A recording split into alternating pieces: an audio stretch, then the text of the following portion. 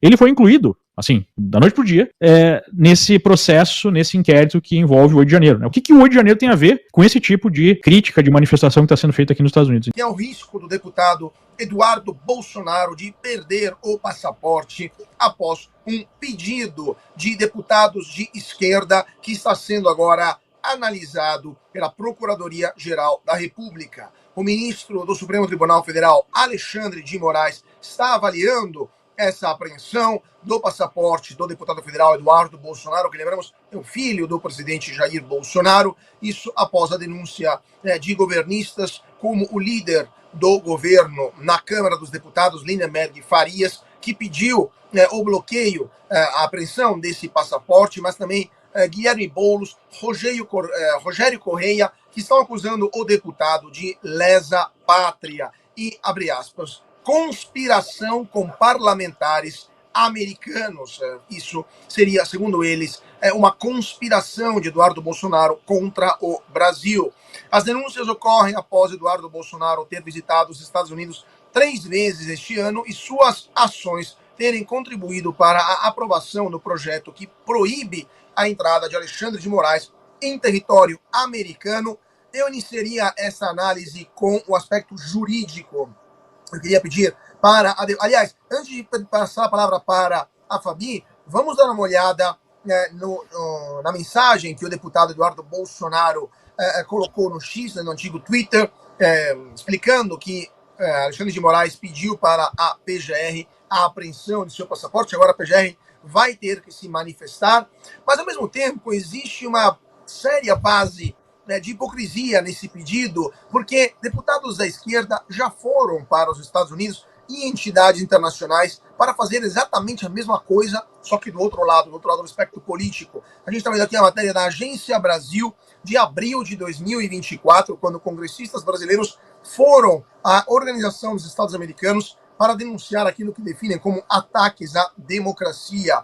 Mas também temos um vídeo da deputada Gleisi Hoffmann, que agora é ministra das Relações Institucionais, um vídeo que foi publicado pela TV árabe Al Jazeera, na qual Gleisi Hoffmann, durante a prisão do presidente, aliás, o presidente Lula, na época ex-presidente, denunciava, então, excessos por parte do judiciário brasileiro. Temos aqui o print desse vídeo na Al Jazeera.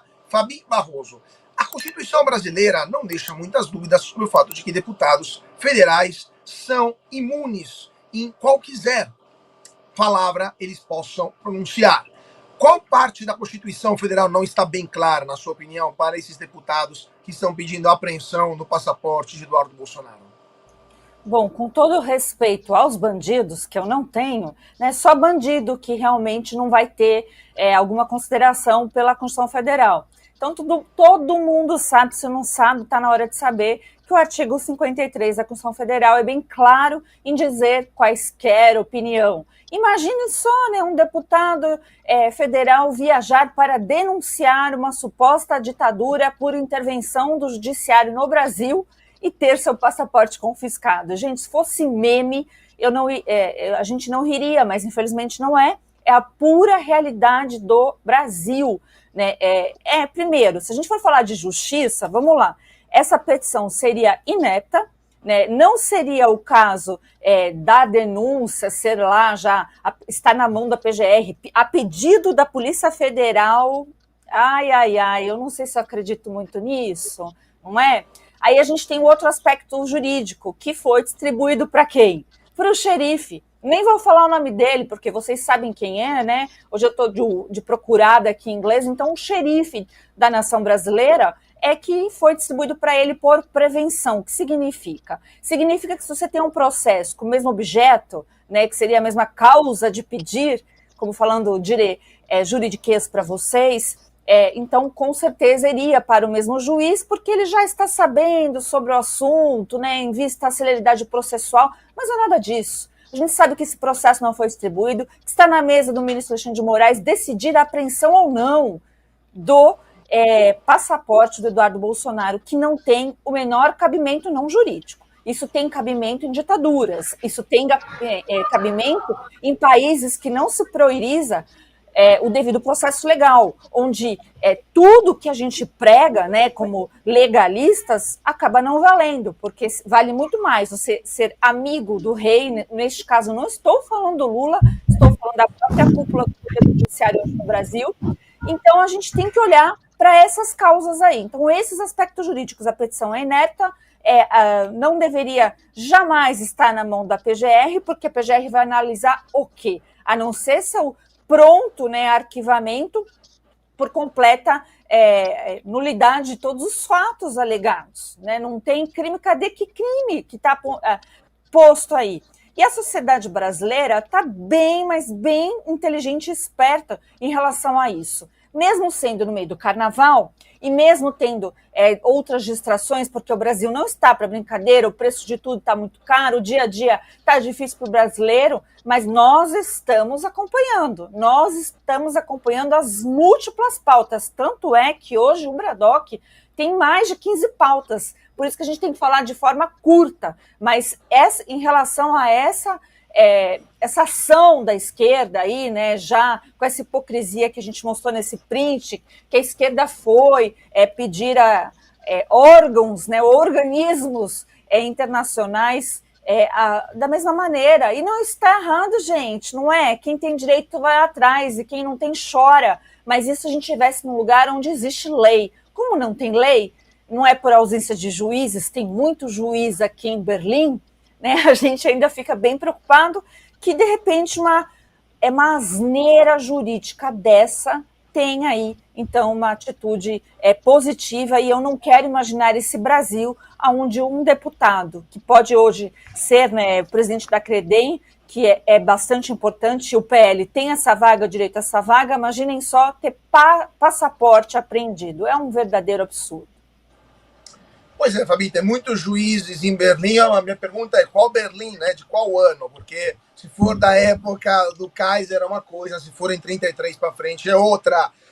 Eu queria então perguntar para o vereador Maurício Galante sobre isso tudo, sobre essa questão, sobre como a comunidade brasileira nos Estados Unidos, que o senhor também representa como vereador lá no Texas, está vendo essa situação e o risco de que um dos seus representantes possa ter um passaporte retido.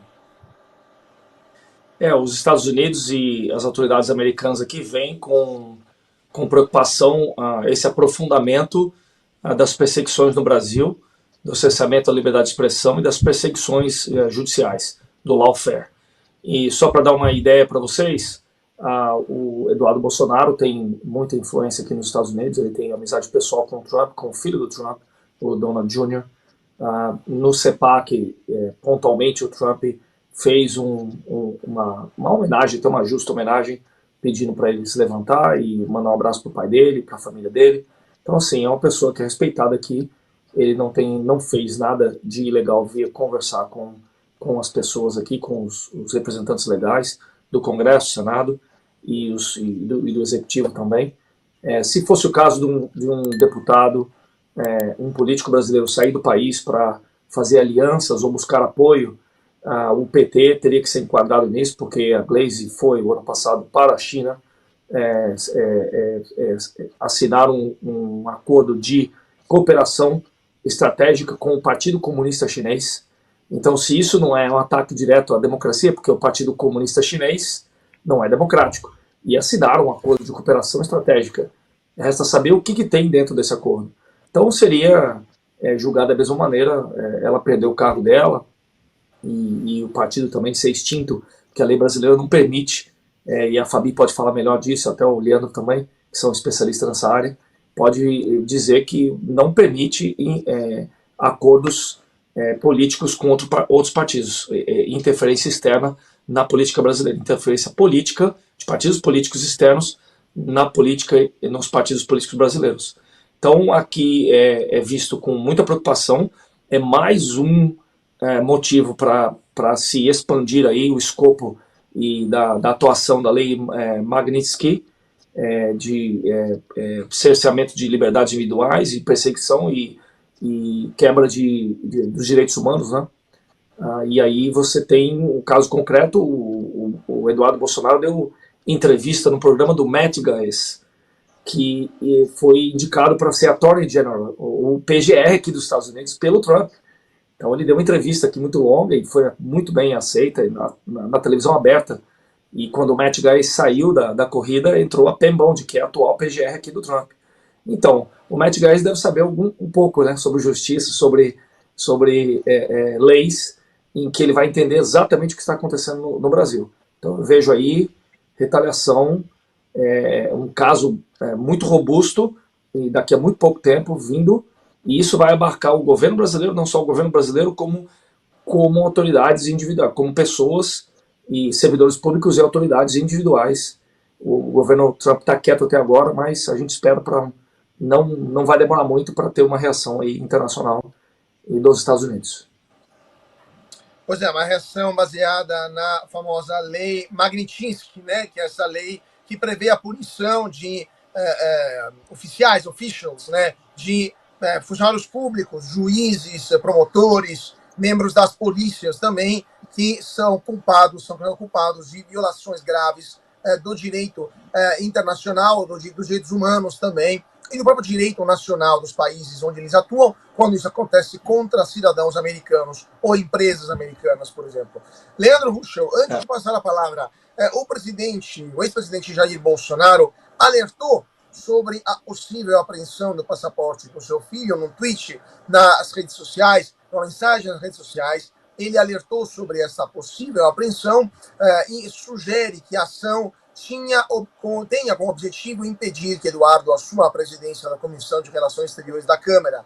Bolsonaro destacou a importância estratégica da comissão na análise de 37 memorandos e acordos assinados com a China durante o G20, incluindo empréstimos, tecnologia nuclear e telecomunicações. Vamos ver o tweet do ex-presidente Bolsonaro, que explica, né, e enuncia esses pontos e basicamente dá a entender que tudo isso seja uma manobra para impedir que Eduardo Bolsonaro possa se tornar o próximo presidente da Comissão de Relações Internacionais e Relações Externas e Defesa Nacional da Câmara dos Deputados.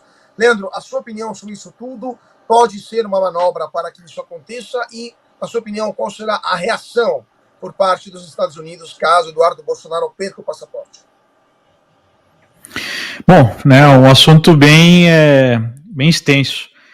Nós temos que lembrar que, falando em soberania nacional, né, o PT é notório por fazer acordos fora do trâmite legal brasileiro.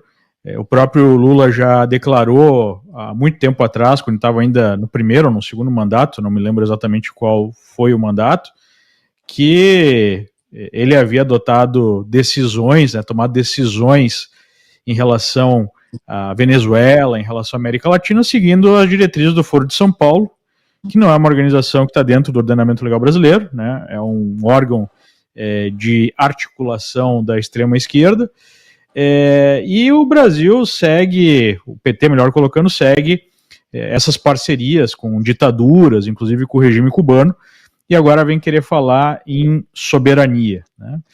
Agora, esse caso é muito grave, porque vamos olhar friamente o que está acontecendo. Basicamente, você tem um deputado da oposição, um dos deputados mais votados do Brasil, um dos líderes da oposição no Brasil, que está denunciando o que ele acredita ser uma perseguição, né? E a gente tem aí uma série de evidências. Censura sistemática, prisões por motivações políticas, nós temos exilados políticos. E aí segue aquele contexto usual, porque quando um país não tem mais instituições que são efetivamente isentas e as pessoas que estão sendo censuradas e perseguidas não encontram mais meios de denunciar isso no Brasil ou mesmo de se proteger dessa perseguição, o caminho natural é buscar ajuda no exterior.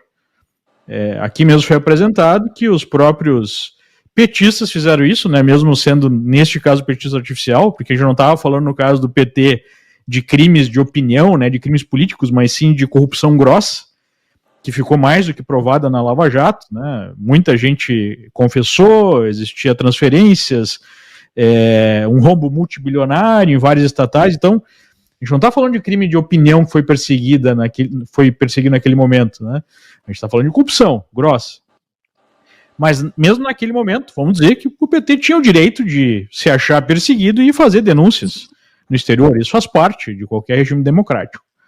Pois bem, agora nós temos o deputado, líder da oposição, vindo até os Estados Unidos, em outros lugares do mundo, fazendo uma denúncia sobre um estado de exceção no Brasil. E aí o que o regime brasileiro faz para provar que não existe esse problema no Brasil, né, que o Brasil é uma democracia? Nós temos as lideranças do partido do governo fazendo uma denúncia pedindo a retenção do passaporte desse deputado. Isso cai diretamente na mão de uma das autoridades que está sendo questionada, que está sendo criticada aqui fora, naquela espécie de relatoria universal, né, de todos os casos, especialmente casos políticos. Nós temos, por conta de preocupações expostas pelo governo americano, uma resposta do Itamaraty. Segundo a imprensa, esse mesmo juiz, essa mesma autoridade participou dessa resposta do executivo. E mais, nós temos um deputado, né, aliado do governo, fazendo uma proposta como uma resposta a um possível projeto de lei que vede, né, vistos para autoridades não só brasileiras, mas de qualquer lugar do mundo, que censurem americanos. E pasmem, né, o Lauro Jardim no Globo ontem fala que essa mesma autoridade, esse mesmo ministro, ajudou, né, a fazer essa lei, ou participou de alguma forma disso tudo. Ou seja, se a gente pensar em ordenamento jurídico, né, em devido processo legal, em Estado de Direito mesmo, tudo isso foi mandado às favas, em todos esses pontos que eu apresentei aqui. E aí agora a possibilidade é esse deputado perder o seu passaporte para não poder ir mais para o exterior fazer exatamente essas denúncias. E mais do que isso, né, poder perder essa posição numa comissão importante, que tem sim interesses claros do governo, além da própria legitimidade, né, porque se além de ser líder da oposição, ele está na liderança da Comissão de Relações Exteriores, ele tem um outro peso ao falar com o mundo, ao falar com os Estados Unidos, né? Então, além de perder o passaporte, pode perder algo que já é fruto de um acordo político da própria Câmara dos Deputados, por conta das eleições que aconteceram recentemente, pelo PLC, o maior partido da casa. E aí a gente tem ainda a possibilidade dele perder os próprios direitos políticos, né? Porque, se eu bem entendi, segundo um post do próprio deputado, ele foi incluído, assim, da noite para o dia, nesse processo, nesse inquérito que envolve o 8 de janeiro. Né? O que o 8 de janeiro tem a ver com esse tipo de crítica, de manifestação que está sendo feita aqui nos Estados Unidos? Então, é uma coisa muito grave, né? E eu acho que só escancara o tipo de democracia que nós temos hoje no Brasil. Pois é, um tipo de democracia bastante complicado. Continuando com as nossas pautas, porque a OEA, falando de democracia sobre vigilância, né? Porque a OEA soltou uma nota, a Relatoria Especial para a Liberdade de Expressão da OEA divulgou uma nota preliminar reconhecendo o compromisso do Brasil com a democracia e com os direitos humanos. O documento não traz conclusões definitivas sobre o relatório final, que ainda está em fase de produção. O relator Pedro Vaca esteve no Brasil entre os dias 9 e 14 de fevereiro, visitando Brasília, São Paulo e Rio de Janeiro. Durante a missão, o relator se reuniu com ministros do STF, congressistas, organizações de direitos humanos e pessoas que tiveram seus direitos à liberdade de expressão violados. Fabi Barroso, sua opinião sobre essa nota é meramente protocolar? É um sinal daquilo que pode estar por vir com esse relatório? A sua opinião sobre isso tudo? Bom, a gente pode pegar os fatos, né? O que é fato nessa história? O Vaca, né? O Pedro Vaca, ele tem a opinião política dele dita aí nas redes sociais, né? A gente sabe que ele é um perfil de esquerda e que já falou inclusive bobagens, né? A gente sabe que o trabalho aqui no Brasil foi bem feito pelas pessoas que quiseram colocar as suas histórias pessoais. Então ele ouviu a própria família do Clezão, ele ouviu até amigos, advogados, beijos a todos aí pelo excelente trabalho, pessoal aí parlamentar, ouviu a revista Oeste, ouviu outros meios de comunicação também, e ouviu o outro lado, ouviu a própria esquerda, ouviu, né, começou ouvindo o ministro Alexandre de Moraes. Eu nem vou falar que era o Barroso, porque o Barroso é o presidente, mas ele chamou o ministro Alexandre de Moraes. Então quem, né, estava dando o tom daquela conversa com a comitiva da OEA era o ministro Alexandre de Moraes. Então, gente, assim, eu nunca tive muita esperança nesse relatório, mas a gente precisa contextualizar e não levar a ferro e a fogo também essa nota que saiu para a imprensa. Tá bom, eles disseram na imprensa que o Brasil ainda tem algo parecido com uma democracia. Eu sinto muito, porque se fosse eu que tivesse vindo ao Brasil com a delegação que trata exatamente de direitos humanos, né? Ele não foi visitar presídios, mas se ele tivesse ido visitar, mas ele ficou sabendo as condições das pessoas que estão presas por coisas que não são crimes no Brasil. Não existe crime de opinião, não existe crime de discurso de ódio, não existe crime de fake news, não existe nada disso, né? E a gente sabe que aqui tudo foi vinculado como se fosse um único ato. E a gente sabe que também isso não ocorreu, mas a OEA, ela tem sim essa identidade também para a esquerda, mas o momento político é outro. Então a gente vai ver aí no futuro se o Pedro Vaca vai querer colocar a própria entidade, né, sem o financiamento americano, que todo mundo sabe que é mais de 50%, vai querer colocar isso em xeque, e o próprio cargo, não é a biografia dele, para ele que importa, é o cargo dele. A gente sabe como funcionam essas presidências, essas diretorias de grandes entidades, que sempre tem um grupo todo. Então não é só o presidente, né, que pode ser, vai ter novas eleições, mas pode ficar sem financiamento, e a OEA como um todo sofrer no mundo, né? Porque a gente precisa lembrar aqui que a OEA é uma organização onde as próprias polícias dos países participantes colocam ali, né, as próprias autoridades dão as informações. Então é um lugar de compartilhamento de informações e, logicamente, trabalha até com as agências como CIA, FBI, agências, né, a BIM, vou falar BIM, fica até, né, e as outras agências aqui que faz parte da OEA. Mas é interessante saber que o mundo inteiro hoje popularmente está virado para a direita, porque a esquerda foi um projeto que deu errado. E o Brasil não é diferente. Então vamos aguardar. Eu não tiro muitas conclusões por essa nota emitida, mas a gente sabe que tem até torcida organizada dos dois lados.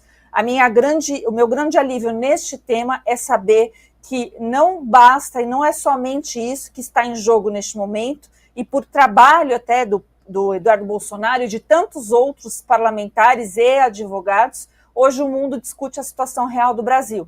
Então vamos ver se esse relatório vai ajudar a narrativa dos globalistas ou se ele vai ser a retratação da verdade do que está ocorrendo aqui no Brasil, que é sim, né, violação de direitos humanos e perseguição política.